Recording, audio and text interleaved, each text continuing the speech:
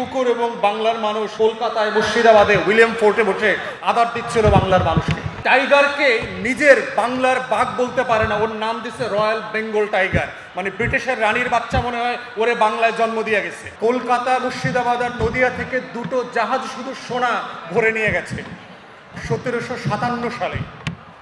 সে অঞ্চলের মানুষ 1777 সালে দুর্ভিক্ষ দেখেছে।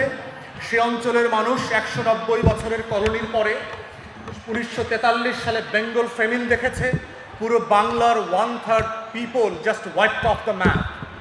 3.5 কোটি মানুষ মারা গেছে অভাবে, অনটনে। আপনি যদি 43-এর সেই দুর্ভিক্ষের ভিডিও দেখেন, সাদা মানুষরা মুরগি আর মানুষকে, বাংলার মানুষকে আদর দিচ্ছিল একসাথে।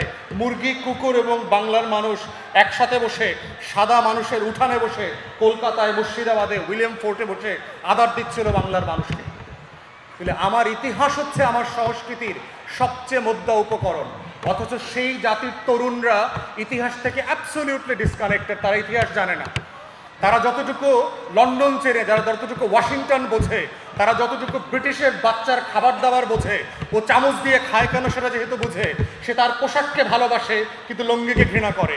সে যা কিছু সাদা, আমার দেশের দেখবেন যে লাউটা বড় হয় এই লাউটাকে কৃষক বিলাতি লাউ বলে। যে ইন্দুরের রংটা হইল সাদা ওরে বিলাতি ইন্দুর বলে। যেই কুমড়াটা সাইজে বড় হয় ওরে বিলাতি কুমড়া বলে।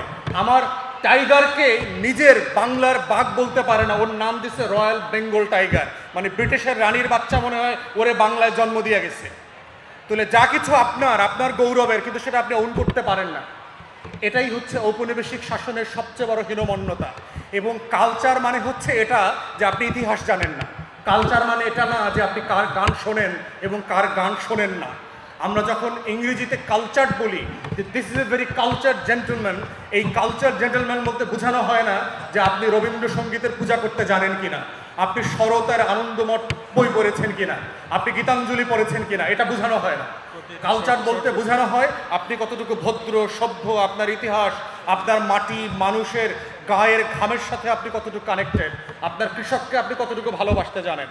তাহলে আজকের এই উৎসবের মধ্য দিয়ে যেটা এই আয়োজকরা বার্তা দিয়েছে সেটা হচ্ছে যে আমার রুটসে ফিরে যেতে হবে। আমি সবাইকে, তরুণদেরকে অনুরোধ করব অ্যালেক্স হেইলির রুটস বইটা পড়ার জন্য, অথবা মুভিটা দেখেন। কিভাবে নতুন করে মনোজাগতিক একটা জাগরণ দরকার, বাংলাদেশের তরুণদের একটা রেনেসা দরকার। যদি সত্যি সত্যি আমরা বাংলাদেশটাকে বদলে দিতে চাই, বাংলাদেশ 2-এর যে স্বপ্ন ছিল, সংস্কার, বন্দোবস্ত, পরিবর্তনের যে রূপান্তরের কথা আমরা বারবার বলেছি, আমাদের 1700 শহীদরা রক্ত দিয়ে আখর করে করে দেয়ালে দেয়ালে যে বাংলাদেশের কথা বলে গেছে, সেই বাংলাদেশ শুধু সম্ভব হবে যেদিন বাংলাদেশের তরুণরা 1757 বুঝবে, যেদিন বাংলাদেশের তরুণরা 1753 বুঝবে, 1793 বুঝবে, 19 শতাব্দীর 1921 সাল বুঝবে কেন ঢাকা বিশ্ববিদ্যালয়ের মতো প্রতিষ্ঠান তৈরি করতে হয়েছিল। ঢাকা বিশ্ববিদ্যালয় কোনো শিক্ষা প্রতিষ্ঠান না, এটা ইতিহাসের একটা কালচারাল ফাইট। অতএব সেই জায়গা থেকে তরুণদেরকে নতুন করে কালচার এবং এন্টারটেনমেন্টকে ডিফাইন করতে হবে, ওন করতে হবে, এবং আমার যা কিছু আমার, তাকে নতুন করে আমার মূল্যবোধকে ধারণ করে প্রেজেন্ট করতে হবে। আজকের ঘুরি উৎসব ঢাকার পুরাতন আমলের যে উৎসব, সেটা হচ্ছে সেই মোঘল আমলের জাহাঙ্গীরের 400 বছর পুরাতন যে রাজধানী ঢাকা, তার একটা উৎসব। এটাকে আমরা সেলিব্রেট করব আমাদের মতো করে, আমাদের অনুষঙ্গ দিয়ে, আমাদের মূল্যবোধকে ধারণ করব। এটাই হচ্ছে নতুন বাংলাদেশের সাংস্কৃতিক বন্দোবস্তের রূপান্তরের অন্যতম অনুষঙ্গ। সবাইকে অনেক ধন্যবাদ। আসসালামু আলাইকুম।